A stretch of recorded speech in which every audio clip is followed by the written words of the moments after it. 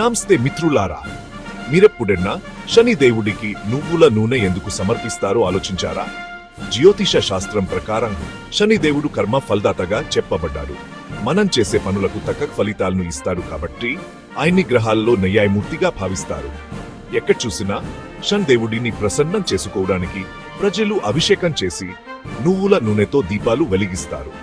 శని దోషం లేదా జీవితంలో సమస్యలు ఎదుర్కొనేవారు ముఖ్యంగా ఆయనకి నువ్వుల నూనె సమర్పించడానికి ఆసక్తి చూపుతారు.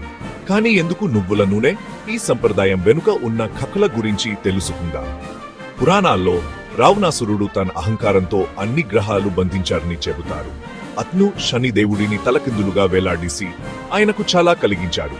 ఈ సమయంలో హనుమంతుడు సీతామాత కోసం వెతుకుతో లంకు వెళ్లాడు. రావణాసురుడు హనుమంతుడి తోకకు నిప్పు పెట్టగా హనుమంతుడు మొత్తం లంకను దగ్ధం చేశాడు. ఈ చర్య వల్ల అన్ని గ్రహాలు విముక్తి అయ్యాయి. కానీ శనిదేవుడు మాత్రం అదే స్కృతిలో బాధపడుతూ ఉండిపోయారు.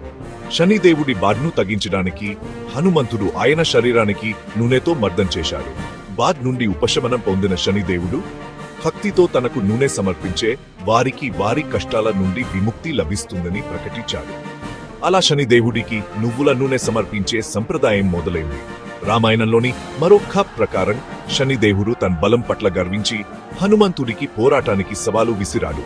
శ్రీరాముని భక్తిలో లీనమైన హనుమంతుడు మొదట నిరాకరించాడు. కానీ శనిదేవుడు పట్టుబట్టడంతో వారిద్దరి మధ్య భీకర యుద్ధం జరిగింది. హనుమంతుడు తన తోకతో శనిదేవుడిని చుట్టి తీవ్రంగా గాయపరిచాడు. బాతో శనిదేవుడు క్షమాపణ చెప్పి హనుమంతుడి భక్తులను ఎప్పుడూ ఇబ్బంది పెట్టని వాగ్దానం చేశాడు. శ్రీరాముడిని మరియు హనుమంతుడిని పూజించే వారిని తన అనుగ్రహంతో ఆశీర్వదించాడు.